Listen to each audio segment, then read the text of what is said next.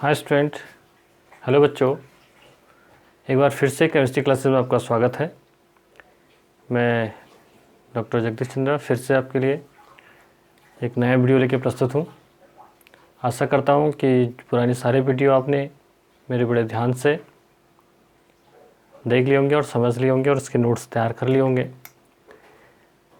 जैसे कि हमारा D and F block elements पर हम बात कर रहे हैं। पिछले वीडियो में मैंने डी ब्लॉक्स और एफ ब्लॉक्स पे बात करी थी, उसी को आज हम आगे कैरी कर रहे हैं।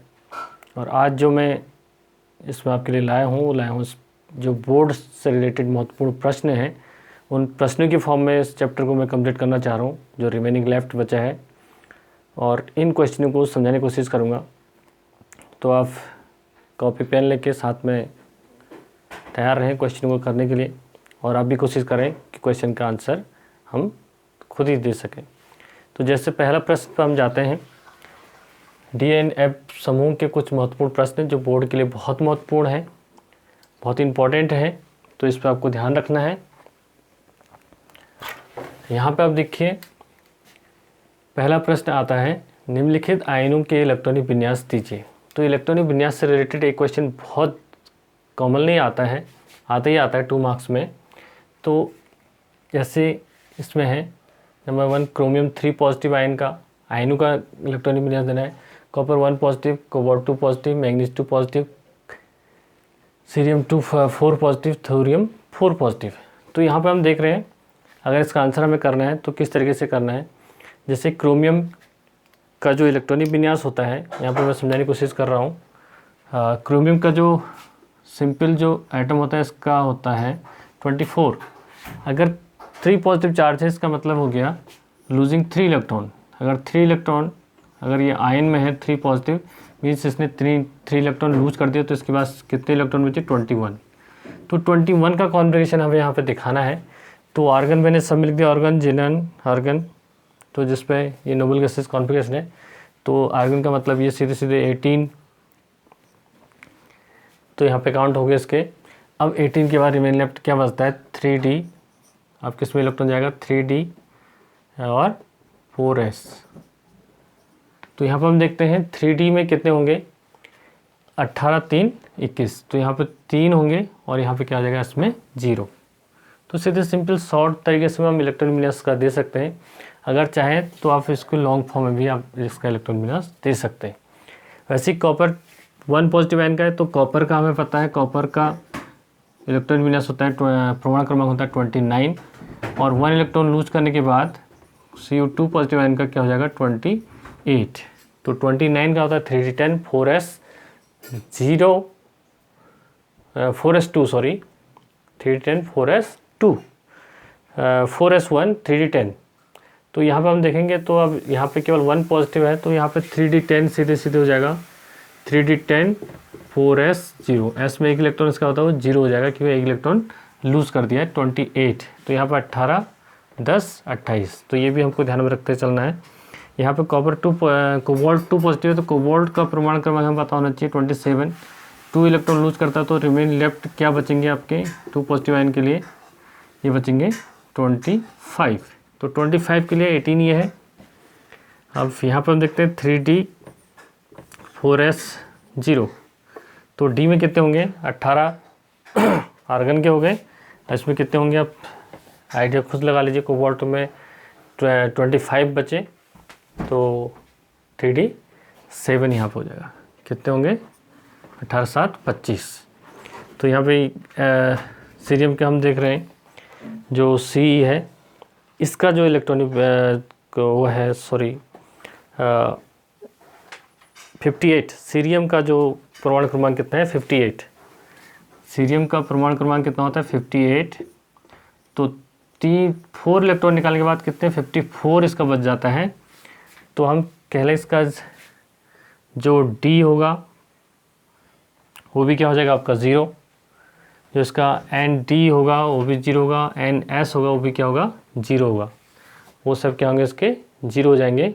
तो यहाँ पे हम कह लें, तो इसका हम कह सकते हैं 4f0, 5d0 एंड 6s0। तो इसका विन्यास हम कर सकते हैं। मैग्नीज बहुत सिंपल है। मैग्नीज का 25 होता है मैग्नीज का परमाणु क्रमांक, और 2 पॉजिटिव अगर करना है तो मीन्स 2 इलेक्ट्रॉन जाएंगे तो कितने बचेंगे 23। तो 23 के लिए क्या हो जाएगा यहाँ पर 3D सीरीज़ का है 20 आपका मैग्नीज 3D4S0। तो यहाँ पे कितने बचे आपके 18 5 23 3D5 4S0। तो ये हमें ध्यान रखना है। अब देखते हैं थोरियम का जो थोरियम का जो परमाणु क्रमांक होता है 90। कितना होता है 90, और यहाँ पर 4 पॉजिटिव अगर करते तो कितना बचेंगे थोरियम 4 पॉजिटिव मतलब 86 किसका होता है रेडियन का। 86 परमाणु क्रमांक किसका होता है रेडियन का। तो यहाँ पर हम लिख सकते हैं 5F0 6D0 एंड 7S0। बाकी और सब 0 हो जाएंगे, केवल रेडियन जो 86 है उसके परमाणु क्रमांक के कॉन्फ़िगरेशन को आफ्टर 4 इलेक्ट्रॉन लूज करने के बाद ये कैरी करेगा। तो इस तरीके से क्वेश्चन बोर्ड एग्जाम में कॉमनली पूछे जाते हैं, तो हमें विशेष ध्यान देना है। अब चलते हैं अगले प्रश्न की तरफ। अगला क्वेश्चन क्या है, अगला क्वेश्चन हम देखते हैं। अगला क्वेश्चन है, अगले क्वेश्चन की ओर हम चलते हैं। अगला क्वेश्चन क्या है इस पर हम बात करते हैं। तो अगला प्रश्न हमारा है, अगले 2 प्रश्न मैं लेके आया हूँ फिर से। क्रोमियम 2 पॉजिटिव आयन और आयरन 2 पॉजिटिव आयन में कौन प्रबल अपचयक है क्यों। तो इस टाइप के बहुत सारे क्वेश्चन आपके पूछे जाते हैं बोर्ड एग्जाम में। तो क्रोमियम 2 पॉजिटिव आयन और आयरन 2 पॉजिटिव आयन में कौन प्रबल अपचयक है, या हम करें स्ट्रॉन्ग रिड्यूसिंग एजेंट है, और क्यों ऐसा है। तो यहाँ पर हम देखते हैं कि Fe2 पॉजिटिव, तो इसका अगर हम आंसर में देखते हैं, अगर इसके उत्तर की बात हम करते हैं तो आपको क्या लिखना होगा Fe2 पॉजिटिव प्रबल क्या है अपचयक यहाँ पर होगा। क्यों होगा इस पर हम बात करेंगे। प्रबल अपचयक है क्योंकि क्यों है, क्योंकि जो Fe2 पॉजिटिव आयन है या Fe2 positive ion Fe2 positive से 3 पॉजिटिव आयन में परिवर्तित होने के कारण इसमें एक स्थायी कॉन्फ़िगरेशन आ जाता है। तो यहाँ अगर हम देखते हैं, क्योंकि हम देखेंगे कि Fe2 पॉजिटिव से अब चेक तभी होगा जब इलेक्ट्रॉन ये त्याग के फिर थर्ड में जाएगा, मीन्स Fe3 पॉजिटिव आयन में जाने में इसमें एक स्थानिक इसमें जो परिवर्तन के कारण एक इसमें लिख सकते हैं परिवर्तन के कारण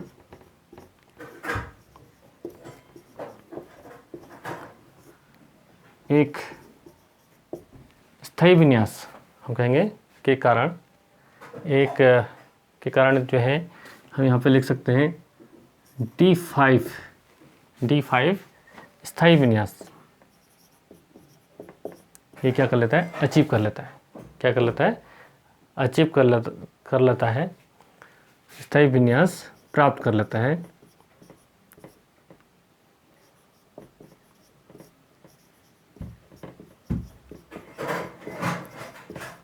जो कि क्रोमियम 2 पॉजिटिव आयन नहीं करता, नहीं कर सकता। ये इसका कारण है। तो यहाँ पे हम देखते हैं क्रोमियम 2 पॉजिटिव आयन मीन्स इसका कॉन्फ़िगरेशन हम देख लेते हैं। देखिए Cr2 पॉजिटिव आयन का मतलब हो गया 24 से 2 इलेक्ट्रॉन हो गए तो 22। तो अगर ये क्रोमियम 3 पॉजिटिव आयन में जाता है तो यहाँ पे 3D2 4S0, तो यहाँ पे 3D1 4S0, ये इसका कॉन्फ़िगरेशन होगा 21 में 3D1 4S0।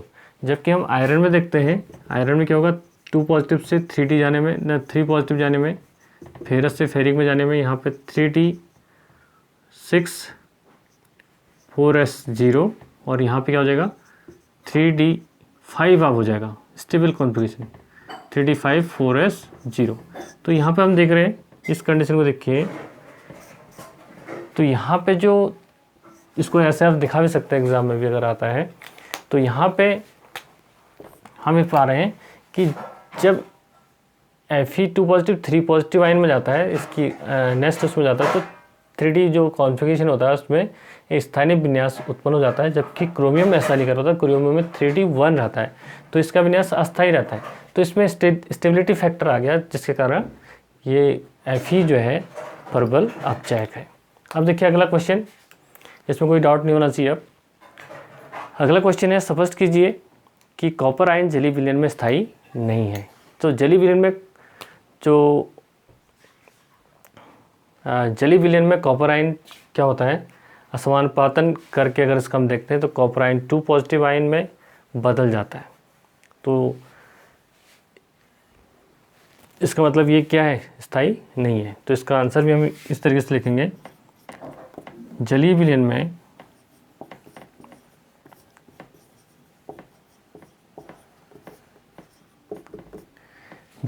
में copper ion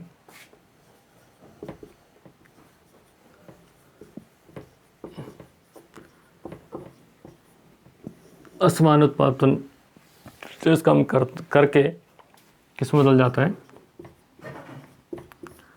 copper 2 positive ion में बदल जाता है, करके कॉपर 2 पॉजिटिव आयन में बदल जाता है।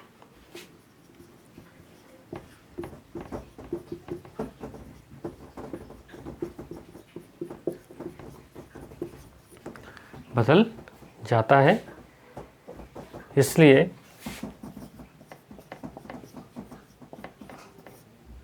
यहाँ जलीय विलयन में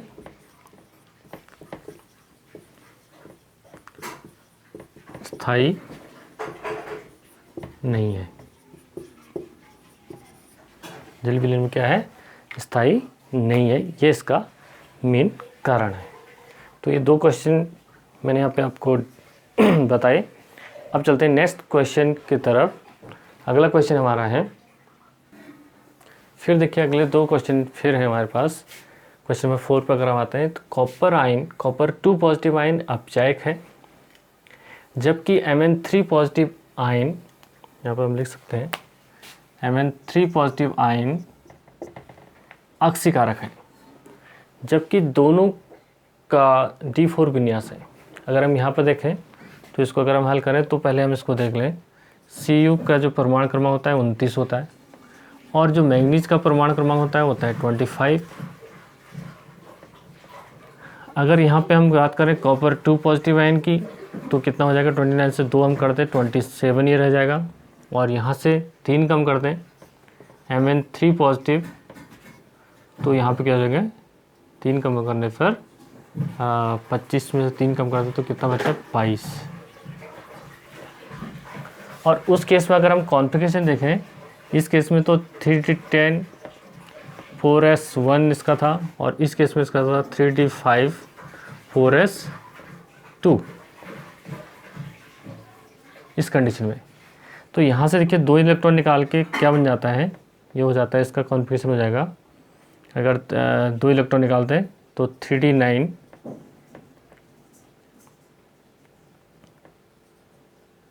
4s0, और यहाँ पर हम देखें, यहाँ पर अगर हम देखें तो यहाँ पर हो जाएगा 3d कितने निकालने, 3 निकालने, 3d4 4s0। तो यहाँ पे हम देख पा रहे हैं कि जो कंडीशन है वो कंडीशन ये है कि कॉपर, सॉरी यहाँ पे क्रोमियम नहीं है, कॉपर होगा, यहाँ पे कॉपर करिए, कॉपर Cr, क्योंकि D4 विन्यास हम करें दोनों का, तो यहाँ पे कॉपर का 24 और 2 पॉजिटिव में इसका क्या हो जाएगा 24 में तो हो जाएगा इसका 3D5 4S1 और यहाँ पे क्या हो जाएगा 3D4 4S0। तो यहाँ पर हम देख पा रहे हैं क्रोमियम के केस में है क्रोमियम 2 पॉजिटिव आयन अपचायक है, जबकि मैग्नीज 3 पॉजिटिव आयन ऑक्सीकारक। तो यहाँ पे हमें देखना है, तो यहाँ पे कंडीशन क्या हो रही है 24 से 2 इलेक्ट्रॉन कम करें तो कितना बचा आपका 22 और यहाँ पे बच रहा है 22, दोनों सेम कंडीशन है 3D4। तो यहाँ पे 3D4 और यहाँ पर भी 3D4, लेकिन जब इलेक्ट्रॉनिक विन्यास सेम आ रहा है, जबकि दोनों का विन्यास सेम है और लेकिन एक अपचायक है और एक क्या आपका ऑक्सीकारक है। तो इस टाइप से क्वेश्चन कई बार कंफ्यूज कराने वाले होते हैं, लेकिन हमें कंफ्यूज नहीं करना है, बिल्कुल सावधानी से इस क्वेश्चन को सॉल्व करना है। तो हम ये देखेंगे कि जो इसका अगर आंसर हमें लिखना है तो हम इस तरीके से इसको लिख सकते हैं, क्रोमियम 2 पॉजिटिव आयन एक अपचायक है क्योंकि इसका विन्यास D4 से D3 में परिवर्तित होता है, D4 से D3 में परिवर्तित होता है, मीन्स इसमें परिवर्तन हो सकता है, इसलिए अपचायक है। जिससे अगर इसका हम सेट की बात करेंगे तो यहाँ पर उत्तर हम लिखेंगे इसका उत्तर, इसको भी दिखा सकते हैं हम, और अब इसको ऐसे भी लिख सकते हैं क्रोमियम 2 पॉजिटिव आयन एक अपचायक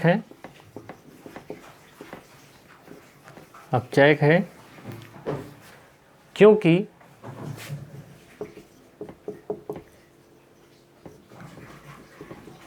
इसका विन्यास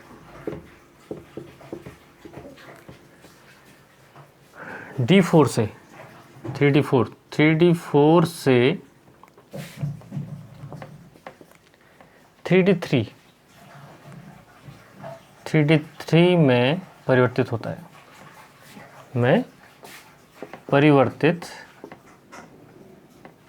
हम लिखेंगे परिवर्तित होता है, जिसमें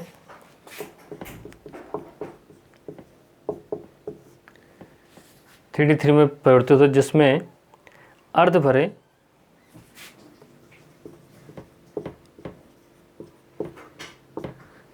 अर्ध भरे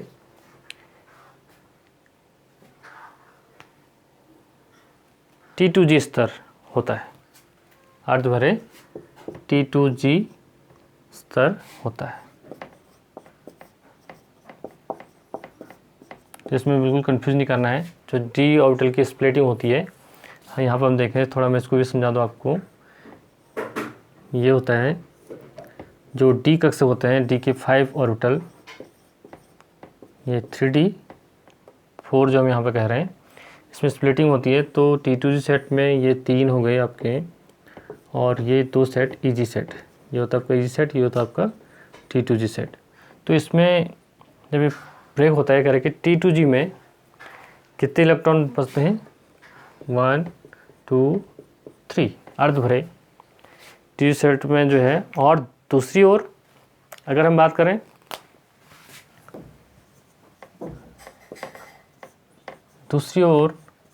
Mn3 पॉजिटिव केस में अगर देखते हैं, Mn3 पॉजिटिव ऑक्सीकारक इसलिए है, Mn3 पॉजिटिव क्या करता है Mn2 पॉजिटिव में कन्वर्ट होता है, 3 पॉजिटिव से में परिवर्तित होता है क्योंकि ऑक्सीकारक है। तो Mn3 पॉजिटिव से 2 पॉजिटिव में परिवर्तित होता है, और इसमें अर्धभरित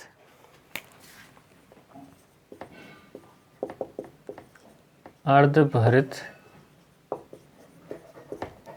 3D5 विन्यास प्राप्त होता है।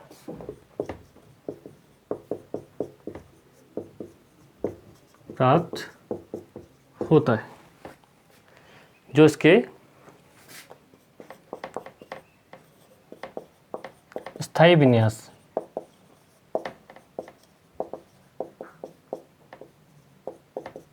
दर्शाता है, जो इसके क्या करता है स्थायी विन्यास को दर्शाता है। तो ये हमें ध्यान रखना है। तो इसके स्थायी विन्यास को दर्शाता है या स्थायी विन्यास को प्राप्त करता है। तो यहाँ पर हमने देखा क्रोमियम तो अपचायक है, क्योंकि यहाँ पे 3d4 से ये किस में जाता है, आपके 3d3 में जाता है। केवल T2G सेट अर्धभरित रहता है। लेकिन दूसरी ओर अगर हम Mn की बात करें, Mn2 पॉजिटिव में आता है तो एक स्थायी विन्यास प्राप्त कर लेता है, प्रदान करता है। अतः हम लिख सकते हैं यहाँ पे, अतः Mn3 पॉजिटिव आयन क्या है, ऑक्सीकारक है।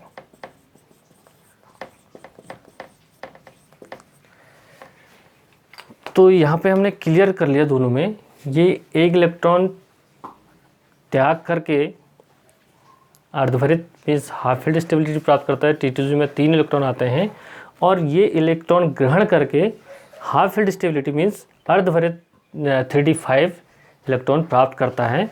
इसलिए इसमें अगर इसको हम इसमें दिखाना चाहें तब भी इस तरफ से दिखा सकते हैं। तो यहाँ पर भी 5 इलेक्ट्रॉन आएंगे, 1 2 3 और 4 5 किसमें, Mn2 पॉजिटिव केस में। तो हाफ फील्ड स्टेबिलिटी इसमें भी आती है। तो ये इलेक्ट्रॉन ग्रहण करके स्थायित्व प्रदान करता है, और ये इलेक्ट्रॉन लूज करके स्थायी विन्यास प्राप्त करता है। इसलिए ये अपचय के केस में ज़्यादा एप्लीकेबल है, और ये ऑक्सीकारक। तो ये था इस क्वेश्चन का आंसर, जो मैंने बहुत डीपली आपको समझाने का प्रयास किया है। अगला क्वेश्चन क्या है, जिंक 2 पॉजिटिव आयन और टाइटेनियम 4 पॉजिटिव आयन रंगीन होते हैं, जबकि कॉपर 2 पॉजिटिव आयन और निकेल 2 पॉजिटिव आयन क्या होते हैं, रंगीन।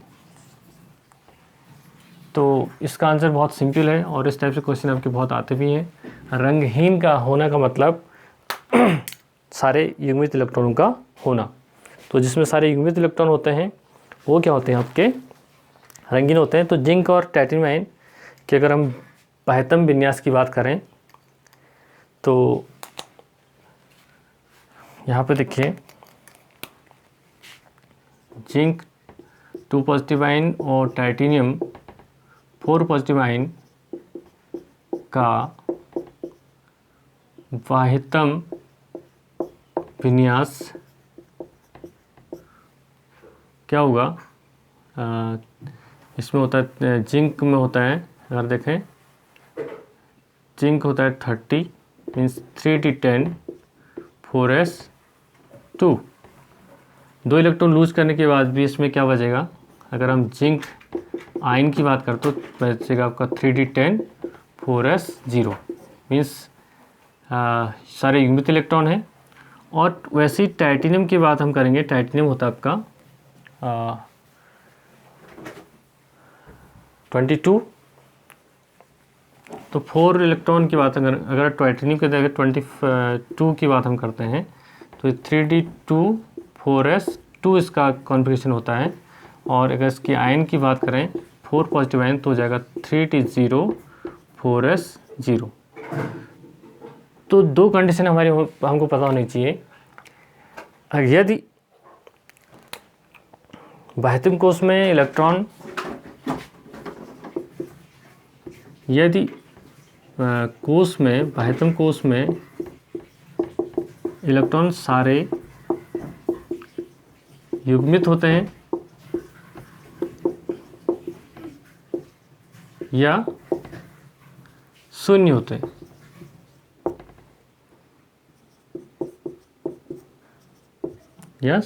या सारे युग्मित होते हैं या क्या होते हैं, शून्य होते हैं, पूर्ण खाली होते हैं, जिसमें इलेक्ट्रॉन उत्तेजित होना संभव नहीं है, जिससे इलेक्ट्रॉन उत्तेजित होना संभव नहीं होता।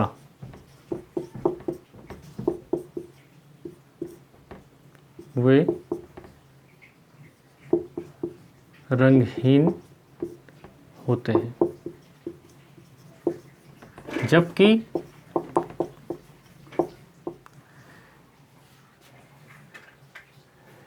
कॉपर 2 पॉजिटिव आयन व निकेल 2 पॉजिटिव आयन में अयुग्मित इलेक्ट्रॉन पाए जाते हैं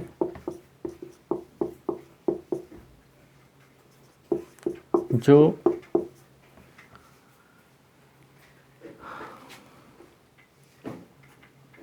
आसानी से उत्तेजित हो जाते हैं, उत्तेजित हो जाते हैं।